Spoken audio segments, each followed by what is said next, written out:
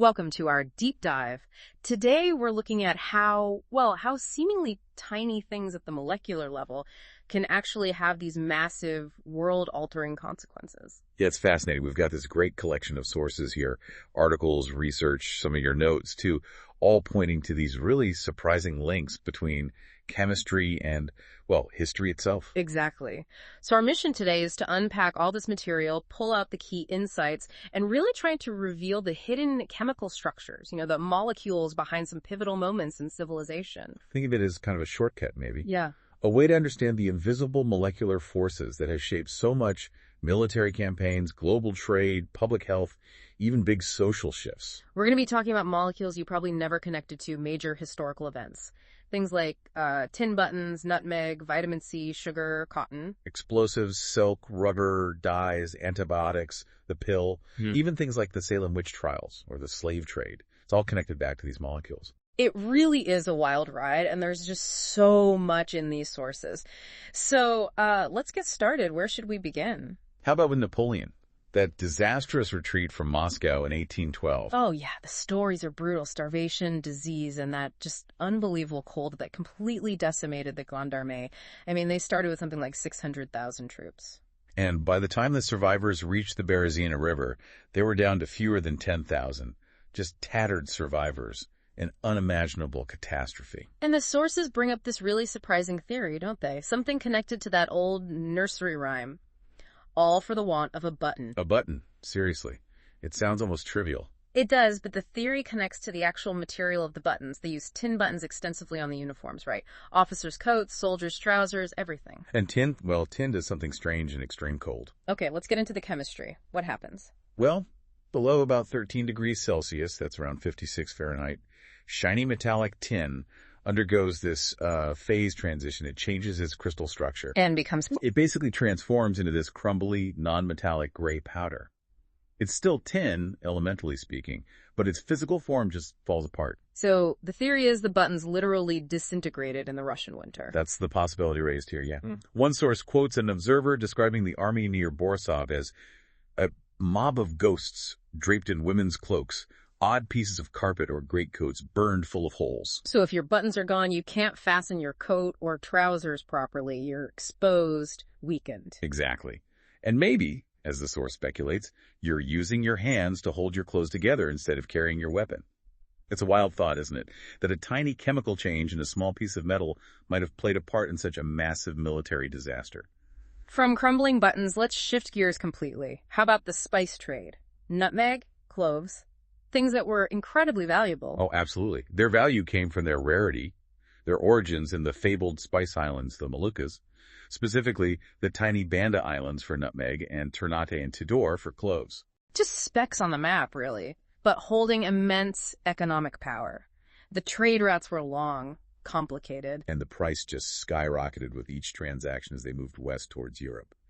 The Portuguese were the first European power to really force their way in.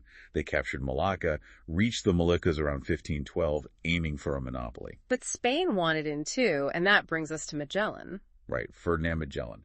He was a Portuguese, but Portugal rejected his plan. So he went to Spain and convinced them he could reach the Spice Islands by sailing west. Which tied into that papal decree dividing the non-Christian world between Spain and Portugal along a line. Exactly. West for Spain, east for Portugal. Perhaps the Pope overlooked the fact the world is round. So sailing west could give Spain a legitimate claim under that decree. Very clever. This rivalry led to intense competition, especially between the English and the Dutch later on. Fierce competition. Yeah. And it eventually culminated in the Treaty of Breda in 1667. There was a really significant exchange in that treaty. Which was? The English got to keep Manhattan Island, which they had recently captured from the Dutch and renamed New York. In return, they gave up their claim to Run Island. Run Island. Never heard of it. Exactly. A tiny, tiny island in the Banda Group, but a key source of nutmeg. The Dutch kept Run and dropped their claims to Manhattan. That seems insane now, looking at New York City. Well, at the time, the value of the nutmeg trade was seen as vastly more important than that small, swampy settlement in the New World. Very few saw Manhattan's potential then. And the molecule behind nutmeg's value? That's isoeugenol. It's responsible for that characteristic aroma and flavor that made nutmeg so sought after. Why does the plant make it, though? It's not for us, surely. No, not initially. Like many complex plant compounds, it's believed to be a natural defense mechanism. Isoeugenol likely functions as a natural pesticide for the nutmeg tree, protecting it from insects and maybe fungi. So, a plant's defense chemical drives ancient trade, fuels exploration, leads to colonial exploitation, shapes a major treaty, and is ultimately the reason New Yorkers aren't called New Amsterdamers. That's quite a chain reaction from one molecule. He really is. Okay, let's turn to another molecule with just a profound historical impact, ascorbic acid, vitamin C, and its connection to scurvy. Ah, scurvy. Just a horrific disease for sailors throughout history. Absolutely devastating. And the conditions on ships. The diet was appalling, right?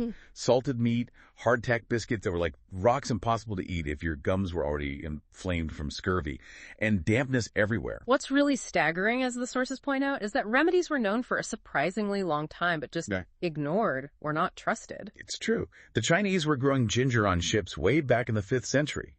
Captain James Lancaster, in 1601, gave his flagship crew bottled lemon juice. None of them got scurvy. But on the other 3 ships in the same expedition, nearly a quarter of the men died from it. And Jacques Cartier, the French explorer, his crew was saved by a local indigenous remedy in Canada. An infusion of spruce needles apparently worked almost overnight. Even Sir Richard Hawkins, a British admiral, wrote in 1593 that lemon juice was a cure after losing thousands of his men to scurvy. Yet it took another couple of centuries for it to become standard practice in navies. Why the delay? Was it just stubbornness or... Probably a mix of things. Tradition, certainly. Difficulty preserving fruit or juice on long voyages without refrigeration. And crucially, there was no chemical understanding of why it worked. It seemed like folk medicine, not science, to many naval authorities. So when did we finally isolate the molecule itself? Much later. Albert Szent-Györgyi isolated ascorbic acid in 1928. He first found it in cow adrenal glands, interestingly, though it's much more abundant in plants like paprika, which he used later for larger-scale study. And what does vitamin C actually do in our bodies? Why is it so crucial? It's absolutely vital for producing collagen. Collagen is the main structural protein in animals, essential for connecting tissues, skin, blood vessels, bones, gums, everything, really. Which explains the awful symptoms of scurvy, the swollen limbs, bleeding gums, loose teeth. It's the body structure literally breaking down. Exactly. The sources mention you only need about 10 milligrams a day to prevent the really severe symptoms, though you could still have subclinical deficiencies. The modern RDA is more like 60 milligrams, sometimes higher. And sadly, scurvy still appears today, usually among the elderly with very poor diets. And the sources make a point about synthetic versus natural vitamin C. Yes, they emphasize that synthetic vitamin C, the kind produced industrially from glucose, is chemically identical to the vitamin C found in an orange or a pepper. The molecule is exactly the same. No difference. It really makes you wonder, doesn't it? How different could history have been if the importance of ascorbic acid had been grasped earlier? The sources speculate quite convincingly on this. If Magellan's crew hadn't suffered so badly from scurvy, maybe he wouldn't have needed to stop in the Philippines where he was killed. Spain might have gained a total monopoly on the spice trade. Or the Portuguese, knowing how to prevent scurvy, might have explored the Pacific much earlier, perhaps before Cook. We could have Portuguese spoken in Hawaii or Fiji, a much larger Portuguese empire. And Abel Tasman, the Dutch explorer who first sighted Australia and New Zealand, if he'd had reliable scurvy prevention, maybe he would have stayed longer, explored more thoroughly, formally claimed those lands for the Dutch. The entire map, politically and culturally, could look radically different, all down to understanding this one relatively simple molecule. Ascorbic acid really deserves a bigger place in the history books. Definitely. Okay, let's move to a compound that, well, it really fueled the Industrial Revolution, and it's tragically linked to cotton production, too. Sugar. Sugar. Chemically, it's sucrose, right? A disaccharide. That's right. Made of 2 simpler sugar units joined together, glucose and fructose. And glucose and fructose themselves are isomers. Same chemical formula, C6H12O6, but the atoms are arranged differently, giving them slightly different properties. Sugarcane comes from the tropics. Sugar beets from temperate zones. It spread from Asia through the Middle East, and the Crusaders brought it to Europe. Initially, it was super exotic, a luxury even used as medicine, but demand just exploded over time. World production jumped something like 700% just between 1900 and 1964. And this is where the story gets really dark. The sources connect this massive increase in demand directly to the transatlantic slave trade. Inescapably. Sugarcane cultivation, especially on the scale needed for the plantations in Brazil and the West Indies, was incredibly labor-intensive. And the European colonists couldn't rely on the native populations who were decimated by disease and conflict, nor on the limited supply of European indentured servants. So they turned to Africa for a large, controllable workforce. The sources state the first slave-grown sugar shipped from the West Indies to Europe was as early as 1515. And that horrific cycle just ramped up. More demand for sugar, improvements in processing, the profitability of making rum from the byproducts. It all fueled an exponential increase in the number of Africans forcibly transported to the Americas. It's a brutal history. The sources also briefly touch on other sweet things, like ethylene glycol in antifreeze. Sweet tasting, but highly poisonous because the body converts it to oxalic acid, which damages the kidneys. Oxalic acid is found naturally in things like rhubarb and spinach, though, right? In small amounts, yes. Yeah. Usually not problematic unless you eat enormous quantities, though it can be a factor in kidney stones for some people. And then you have artificial sweeteners, saccharin, aspartame, totally different structures, but they trick our taste receptors. But back to sucrose. The simple desire for that sweet taste fundamentally reshaped the world, largely through its direct connection to the horrors of the slave trade and the economic engine it became for Europe. A heavy legacy. Indeed. Another plant product driving huge change, especially in England, was cotton. Think of Manchester's explosive growth. The canals, the railways, needed to move raw cotton and finished textiles. The demand for skilled workers. Cotton is mostly cellulose, isn't it? Which is another polymer, like starch. Exactly. Both cellulose and starch are polymers of glucose units, long chains. But the way those glucose units are linked together is slightly different.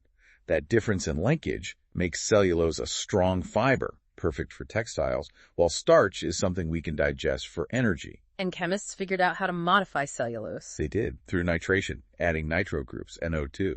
And depending on how much you nitrated it, you got very different things. Wow. Heavy nitration gave you gun cotton, a powerful explosive. Less nitration gave you things like collodion. That was used in early photography. Right, to hold the light-sensitive silver salts on the glass plates. And also celluloid, one of the very first plastics. Celluloid. That was used for early movie film, wasn't it? But it had a major problem. A huge problem. It was incredibly flammable. Being derived from nitrocellulose, it could be explosive. The sources mention a horrific fire in a Paris movie theater in 1897 where the celluloid film caught fire, killing 120 people. Terrible. So they needed something safer. Which led to the development of cellulose acetate, a much less flammable alternative that eventually replaced celluloid for film. But those early cellulose derivatives really launched the huge photography and movie industries. And gun cotton brings us back to explosives and nitro compounds. That NO2 group seems to be a key feature. It often is. The very first explosive, though, was gunpowder, or black powder, ancient stuff. Made from a mixture of saltpeter, potassium nitrate, sulfur, and charcoal, carbon. When ignited, they react to produce a large volume of hot gas very quickly, which propels projectiles. Then came Alfred Nobel and nitroglycerin. Right.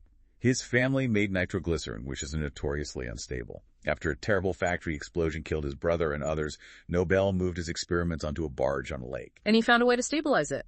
Yes. He discovered that absorbing liquid nitroglycerin into kieselguhr, a type of porous earth, made it much safer to handle while retaining its power. He called it dynamite. And that built his fortune, leading to the Nobel Prizes. It did.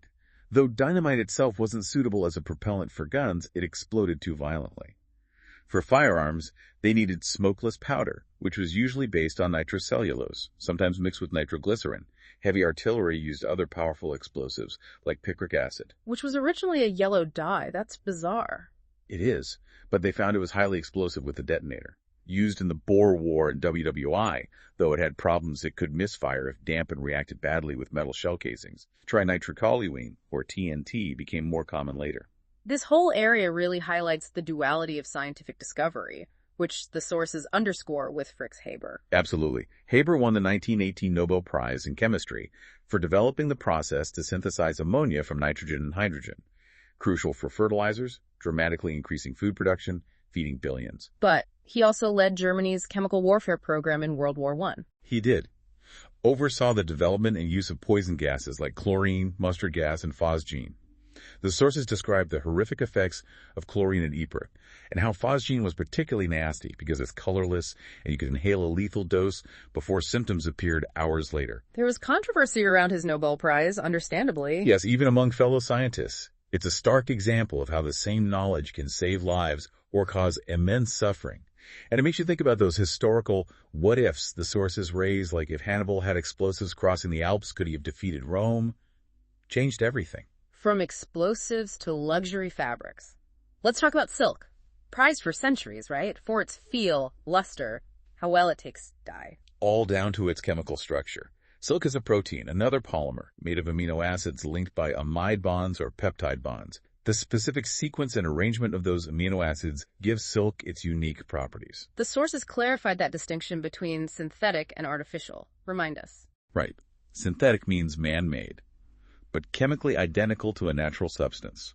Artificial means man-made, resembles a natural substance, but isn't chemically identical. So when Chardonnay made artificial silk from nitrocellulose, It was artificial, looked a bit like silk, maybe, but chemically it was nitrated cellulose, which meant flammable, not ideal for clothing. definitely not. Then came nylon, developed by Wallace Carruthers at DuPont. Nylon is also a polyamide, like silk. Yes, it contains those same amide linkages, but it's made from completely different building blocks, different monomers, adipic acid, and 1,6-diaminohexane. The common type, nylon 66, gets its name because each monomer has 6 carbon atoms. So chemically similar linkage to silk, but totally different origins. Exactly. Oh. Shares that crucial chemical feature. Now let's link this to another molecule tied to industry and health, phenol. Think back to the 19th century, infection rates are astronomical. The sources mention half of wounded soldiers in the American Civil War died from infections, not their wounds. Just horrifying. It really was. Joseph Lister was the pioneer who changed things. He introduced antiseptic surgery using carbolic acid, a crude mixture from coal tar. Later, he used pure phenol, the main active ingredient. How did he use it? Initially in dressings after surgery, then later spraying it during operations. It took time to convince surgeons who doubted the germ theory, but the results eventually spoke for themselves. Coal tar keeps popping up as this source of interesting molecules. It's a real treasure trove of aromatic compounds.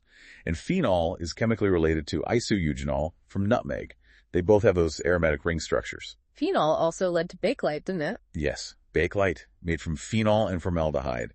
It was the first thermosetting plastic. Once molded and heated, it set permanently. What was so special about it? Amazing properties for its time. Great electrical insulator, heat resistant, durable, resistant to chemicals. And crucially, it was the first plastic suitable for injection molding, allowing cheap mass production of complex shapes. A huge advantage over flammable celluloid. Bakelite was safe, stable, perfect for radios, telephones, electrical fittings. Okay, let's move to isoprene and rubber. Another molecule with a huge global impact. Definitely. Charles Marie de la Condamine observed indigenous people in South America using the sap from the tree that weeps, caoutchouc, but his sample spoiled on the way back to Europe. Chemically, rubber is a polymer of isoprene, right? C5H8. Yes, and the structure, particularly around the double bonds in the isoprene units, is critical. The cis and trans configuration again. Exactly. Natural rubber has mostly cis double bonds. This creates kinks, stopping the long polymer chains from packing neatly. That makes it flexible, stretchy, and elastomer. Whereas if the bonds are trans, Like in gutta percha or balata, the chains can pack much more closely, making the material hard and inflexible. A tiny geometric difference, a massive difference in properties. but natural rubber had issues sticky when hot, brittle when cold. Enter Charles Goodyear. After years of struggling, trying everything, he accidentally discovered vulcanization. Heating rubber with sulfur? Yes. Named after Vulcan, the Roman god of fire. The sulfur creates cross-links between the rubber polymer chains. These links hold the chains together, but still let them stretch and snap back, giving rubber its stable elasticity. But the demand for this newly useful rubber led to terrible exploitation. A truly dark side. The rubber boom caused massive deforestation, driving some tree species towards extinction. And the treatment of indigenous populations, especially in the Belgian Congo under King Leopold II, was horrific forced labor, extreme violence to meet rubber quotas. It also caused huge demographic shifts. Yes, vast numbers of workers migrated, often under harsh conditions, to new rubber plantations in Asia. Malaysia, Sri Lanka fundamentally changing the ethnic makeup of those regions. The sources also mention chicle, another isoprene polymer, but different structure. Right, a more random mix of cis and trans bonds. It failed as a rubber substitute for Santa Ana and Thomas Adams. But Adams saw a kid chewing paraffin gum and had the idea. Chicle became the basis for chewing gum. And then synthetic rubber became vital in WWII. Absolutely. Germany had developed processes. The sources note the Nazi government restricted information initially, but the U.S. chemical industry mobilized incredibly quickly. And succeeded. Massively. By 1945, U.S. production of synthetic rubber was enormous. One source calls it the second greatest feat of 20th century engineering and chemistry, only surpassed by the atomic bomb project. Isoprene, one simple molecule leading to tires, chewing gum, industrial might, but also terrible human suffering and environmental damage. It's a recurring theme. Now, how about dyes? Ancient dyes were vital, but often problematic, hard to get, limited colors, prone to fading. Certain colors were incredibly valuable. Blue from indigo or woad. Marco Polo apparently saw indigo being made, but Tyrian purple was the ultimate status symbol for Murex sea snails. Thousands of snails for just a gram. Insane. Chemically, it's related to indigo, a dibromo derivative, so expensive it was reserved for royalty, emperors. Nearly wiped out the snails. Reds were important too. Madder root for alizarin, cochineal beetles for carminic acid. And often these were mordant dyes. They needed a metal ion, like aluminum or iron, to bind the color to the fabric. Different metals gave different shades from the same dye. Dyes even show up in military uniforms and trade policy. Right. The American Revolutionaries' blue coats were French indigo. The French army's famous red trousers used alizarin. England's James II banned exporting undyed cloth to protect the English dyeing trade. Saffron dye declined, apparently due to cost and poor fastness compared to synthetics. Which brings us to the Revolution. William Perkin, 1856. Accidental discovery of movine, the first synthetic organic dye. He wasn't even trying to make a dye. No, he was trying to synthesize quinine from coal tar derivatives. Cleaned his flask with alcohol after a failed experiment and saw this beautiful purple color. And it made him rich. And, crucially, it showed the power of synthetic organic chemistry. This kicked off the huge German chemical industry, BASF, Hochschicht, Bayer, built initially on synthetic dyes like alizarin and indigo. Hugely profitable. And this is where it gets really interesting. Those dye profits funded other ventures. Exactly. Bayer, flush with cash from dyes, started marketing aspirin around 1900. They didn't invent aspirin, but they had the industrial might and marketing power, funded by dyes, to make it a global product. The sources also include the darker side of this industry, IG Farben's role in Nazi Germany. Yes, impartially reported that this chemical giant, built on dyes, became integral to the Nazi war effort, taking over plants in occupied territories, building a huge facility at Auschwitz, using forced labor and conducting experiments. So dyes created early industries, but synthetic dyes transformed everything, building the giant chemical companies with the money and expertise to eventually produce modern pharmaceuticals. Which leads us nicely to antibiotics. Yeah. Before them, infections were just rampant killers. Civil War, half the wounded died from infection.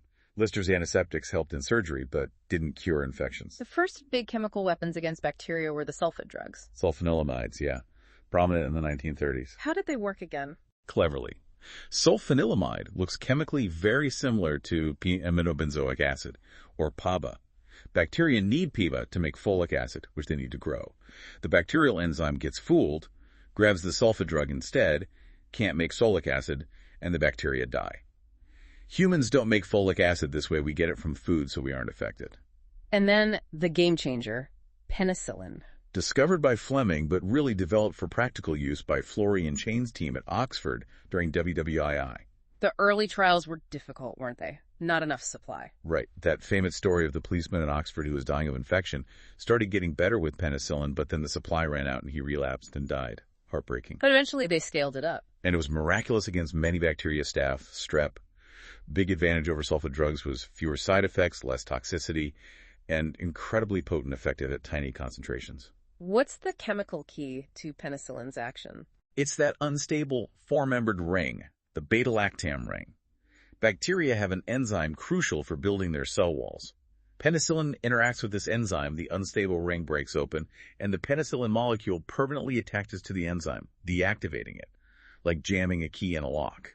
No cell wall synthesis, the bacteria fall apart. Okay, let's shift to a molecule, or rather a class of molecules that triggered huge social change relatively recently. The birth control pill. The context is crucial. The early 20th century saw fierce battles just for access to information.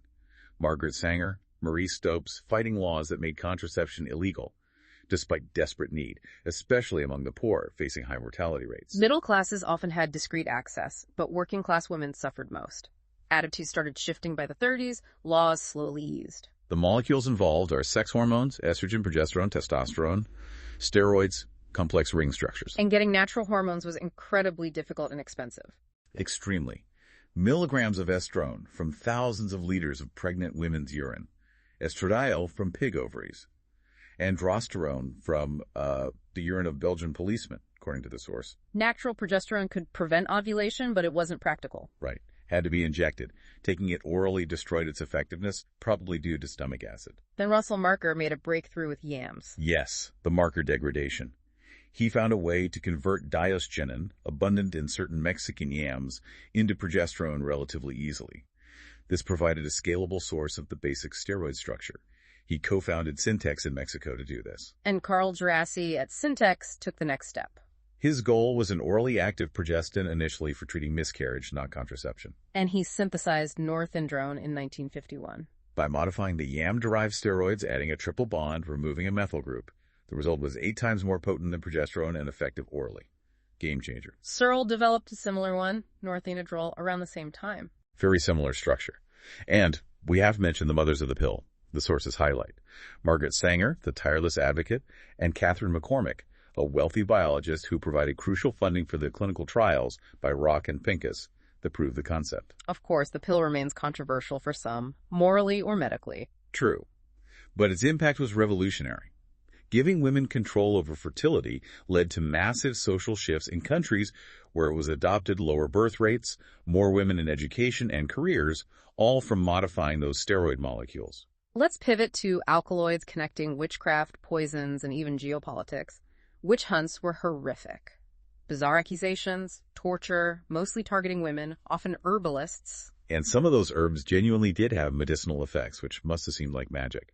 Digitalis from foxglove. For heart conditions, it contains cardiac glycosides related to those yam steroids. Contrast that with dufotoxin from toads, a poison sometimes linked to witches. What about the confessions of flying? Some apparently came before torture. This is where the flying salves theory comes in. Alkaloids from certain plants used in these salves could be the explanation. Alkaloids are plant defense chemicals, often potent. Which plants? Nightshade family plants like mandrake, belladonna, henbane. They contain alkaloids known to cause powerful hallucinations, altered perceptions, maybe even the sensation of flying or leaving the body. And then there's ergot alkaloids from fungus on rye. Ergotism, or St. Anthony's fire. Terrifying symptoms. Convulsions, hallucinations, distorted limbs, crawling skin, gangrene. A major killer historically. The sources speculate, could ergotism have influenced the French Revolution via moldy bread? Or affected Napoleon's troops in Russia? And here's the really compelling part.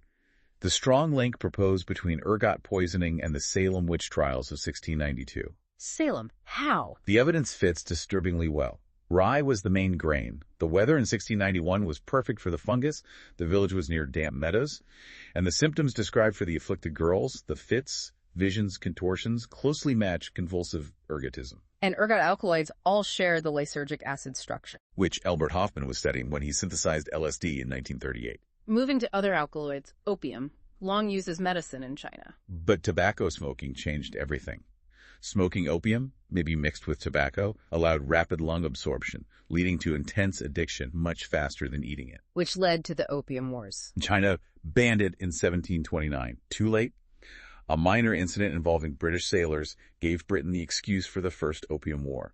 Britain won, forced China to open ports, pay reparations, cede Hong Kong, shifted the trade balance completely. Opium gives us morphine and codeine. Attempts to find a non-addictive version led to heroin. Bayer synthesized it by acylating morphine, thought it would be less addictive. But it was far worse. Crosses into the brain faster, converts back to morphine there, causing intense euphoria and powerful addiction. A tragic mistake. Nicotine from tobacco is another potent alkaloid. Highly toxic. How it's absorbed matters. Skin absorption is potent. Smoking involves oxidation, reducing the immediate lethal dose somewhat. but rapid lung absorption is still very hazardous and addictive. And then the everyday alkaloids: caffeine, theophylline, tea, theobromine, cocoa. All related, slight structural differences give different effects. Stimulant, bronchodilator. Addictive, yes. Their sources: cacao, coffee, tea have their own complex histories of trade, cultivation, economic impact, migration, and environmental change. Alkaloids are just woven deeply into human history. Let's talk about oleic acid, the main component of olive oil. Liquid gold. Absolutely. A key trade item for millennia, central to Mediterranean prosperity and culture. Reflected in laws protecting olive trees, Homer's writings, symbolism. Peace, victory, wisdom. Olive groves were even military targets. Chemically, olive oil is mostly triglycerides. Yes, glycerol linked to 3 fatty acids. Oleic acid is monounsaturated, 1 double bond, usually cis. That cis bond creates a kink. Right. Prevents tight packing, making it liquid at room temperature, unlike solid saturated fats. Olive oil is high in this monounsaturated fat, linked to lower heart disease rates in the Mediterranean diet. And a huge consequence of using oils and fats was soap. Saponification. Fat plus alkali. Soap was crucial for hygiene, especially in growing cities. Lack of soap contributed to medieval squalor. Industrial Revolution England saw a decline in home soap making. Yes, urban workers lacked materials and space. Bought soap was often unaffordable. And here's the really interesting claim from the sources. Improved soap availability in the late 19th century is credited with significantly reducing infant mortality, counteracting awful slum conditions through better hygiene. From soap to salt, sodium chloride, NaCl, white gold. Hugely important historically. Trade, preservation, mummification, Roman salt roads. That Roman road even had environmental impact. Deforestation for fuel. An early example, yes. Led to erosion, delta expansion. Chemically, salt is ionic. Arrhenius won a Nobel for explaining how water hydrates the sodium and chloride ions, letting it dissolve. Its main historical use was preserving food. By drying out water, making it hostile to bacteria, communities needed trade if they lacked salt, and governments taxed it heavily. The French gabelle was hated. Scotland got an exemption in the Union Treaty. Salt is also vital industrially. Source for soda, ash, glass, caustic soda via electrolysis of brine. And brine electrolysis also gives us chlorine gas. Initially a byproduct, now essential for bleaching, water purification worldwide, and making countless organic chemicals, pesticides, polymers, pharmaceuticals. Simple salt, fundamental to so much. Okay, chlorocarbons. Some hailed as wonders, others revealed unexpected dangers. Refrigeration used ice, then ammonia. Until Midgley and Henn at GM developed CFCs, freons. Seemed perfect. Stable, non-flammable, non-toxic, ideal boiling points. Midgley did that dramatic demo, inhaling it. Led to the boom in AC and refrigeration, changing food trade, comfort levels. But chlorine compounds have this darker side. Elemental chlorine, water purifier, but also WWI gas weapon. Like phosgene and mustard gas. Phosgene particularly insidious. And then PCBs, thought great for electrical insulation, turned out to be persistent toxic pollutants. And DDT is the classic example of benefit versus hazard. Dichlorodephenotrichloroethane. Synthesized early, insecticide power, discovered in WWII. Used for typhus, lice, malaria, mosquitoes. Bug bombs combine DDT and CFCs. Effective because it messes with insect nerves, but not acutely toxic to humans at those levels. Played a huge role reducing malaria, especially with the WHO campaign post-WWII. But persistence, bioaccumulation, eggshell thinning in birds, insect resistance led to widespread bans. Yet some chlorocarbons were hugely beneficial, like anesthetics. Life before anesthesia. Yet unimaginable surgical pain. Ether was the breakthrough in 1846, then chloroform, toxic, nitrous oxide, even twilight sleep for childbirth. So the irony is, many chlorocarbons that caused harm were also linked to massive advances. Surgery, food safety, disease control. It's complex. Let's end by focusing on malaria again. Quinine and hemoglobin. Malaria, a massive killer historically. Quina bark from South America, the Jesuits' powder, discovered around 1630. Spread to Europe, but faced suspicion. Cromwell died refusing the papist remedy. Perkin failed to synthesize quinine, found mauve dye instead. The Dutch got a monopoly on the natural source via Java plantations. Paralleling rubber. This became critical in WWII when Japan took Java, cutting off Allied supply. Urgent need for alternatives. Synthesizing quinine is hard, complex structure, chirality. Very. Stork finally synthesized it in 2001, confirming the structure. Later drugs like chloroquine modified quinine. DDT also helped control malaria by killing mosquitoes. Now hemoglobin.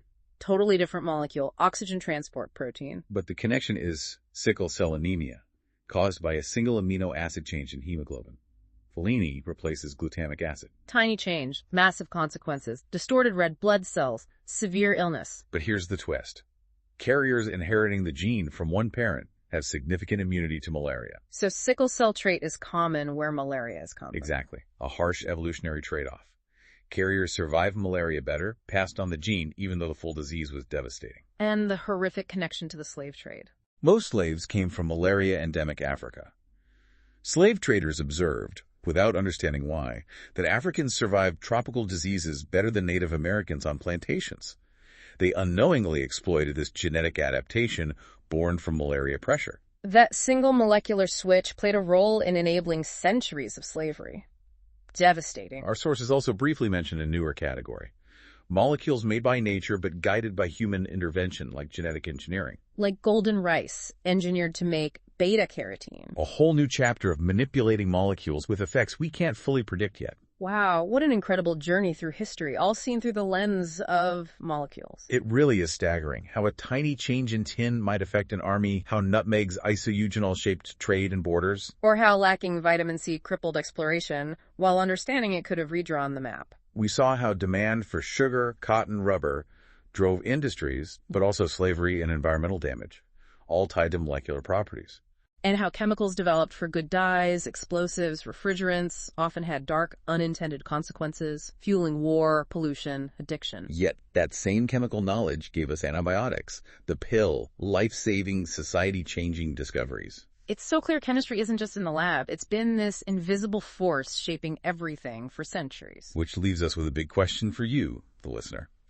Given this historical pattern, innovation leading to complex, often unforeseen outcomes, what does it tell us about our responsibility now? As we gain even more power to manipulate molecules, especially with things like genetic engineering, what new molecular dramas might be unfolding unnoticed right now?